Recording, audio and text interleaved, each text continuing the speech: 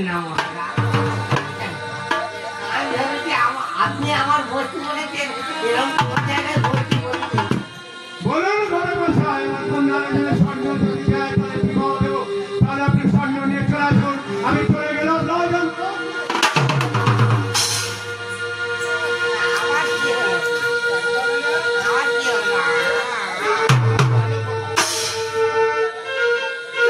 আপনাদের রাজা চন্দ্রধর আমার কন্যার জন্য স্বর্ণ দেবে তো দেবে না তবে চলেন ঘরে বসায় যদি আমার কন্যা স্বর্ণ নিয়ে আসতে পারেন তাহলে এই রাজন্তপুরে আসবেন নতুবা এই রাজন্তপুরে আশেপাশে যদি আমি আপনার ছাড়া দেখেছি তাহলে অন্ধকার চালা করে বন্দি করে গেল এই কথাটা যেমন মনে থাকে মনে থাকে মনে থাকে যেমন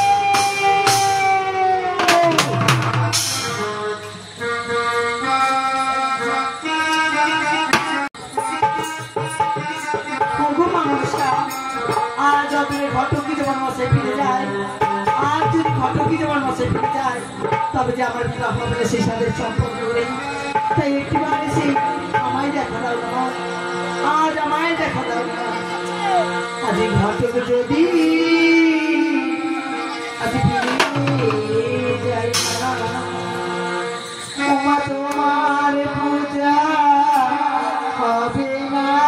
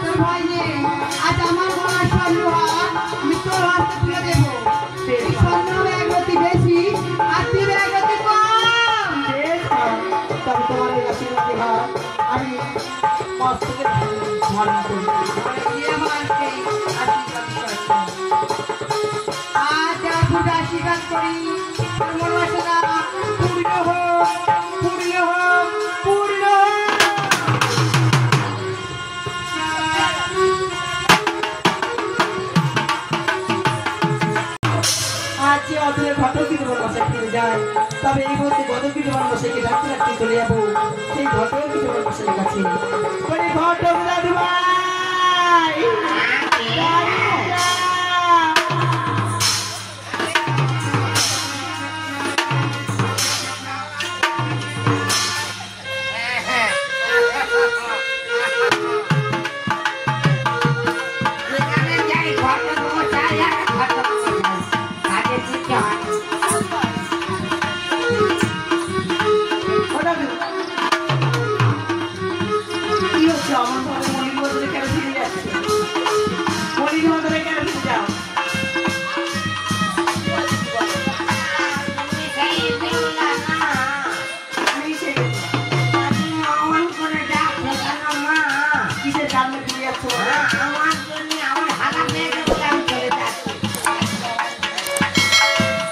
দাদু ভাই সামনে বলবো বলো তুমি কোনো দুঃখ পাবি না তো গিয়েছিলাম তোমার বিয়ের জন্য, তোমার পূজা আমার কাছে কি বলেছে জানো? তোমার ওজনে স্বর্ণ চাই, ওই জন্য আমি ঘরে চলে যাচ্ছি। বলো দিন, আর পূজা করে সেই স্বর্ণ আমি দেবো। না হলে না হবে। আমি দেবো। এত দেবে? আমার মায়ের এই এতগুলো হার, আমি তোমার হাতে দিয়েছিলাম, দেখো হার সামনে করে দিলাম। ও বাবা, হবে তো? হবে না দিন। যদি হয় তাহলে আমি তো রাশি পার করে যাবো। পেয়ে যাবো, ওই ঘরে যেন তুই সব কথা ধরতে পারিস। পেয়ে যাবো, কিন্তু গুলো করে যেন আমার ঠিকানা দেখতে পারো। বেশ, আমি তো রাশি পার করে মানে ওই ঘরে সব কথা যেন ধরতে পারি। আসি ডাক্তার।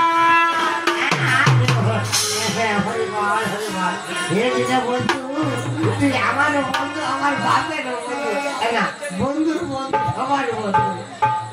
ওই আমি কোথায় যাবো রে, আমি কোথায় যাবো রে, যদি মেরি গোলা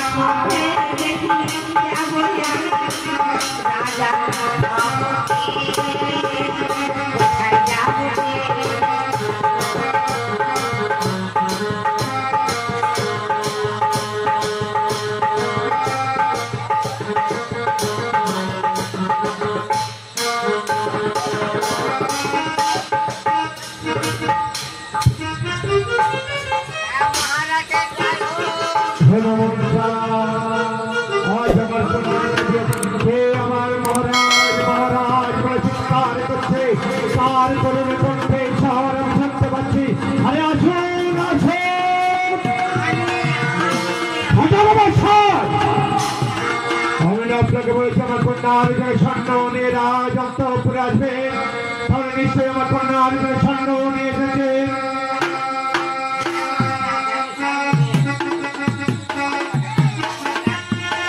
স্বর্ণ নিয়ে এসেছে ঘরে মশাই, আপনি কি রাজা ছাই সহদা করেছে বৃত্ত করতে এসেছে? এই যুগের স্বর্ণ আমার কন্যা আরেকজন হতে পারে না। যান, এই স্বর্ণ নিয়ে দূর হয়ে যাবে।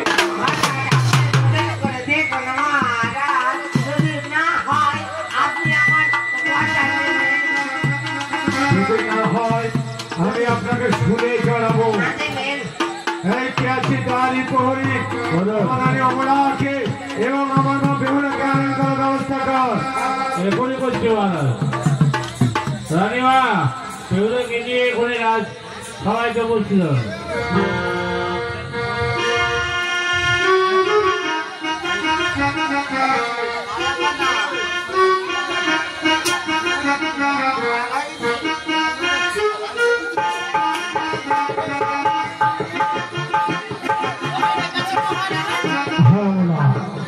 আজ সেই ঘরের বসে আমার কন্যার ভিতরে স্বর্ণ এসেছে। আজ আমার কন্যাকে ওজন করবে ঘটের মশাই। আজ আমার মা বেহুলা এসে গেছে। এই স্বর্ণ নিয়ে আজ আপনি ওজন করুন।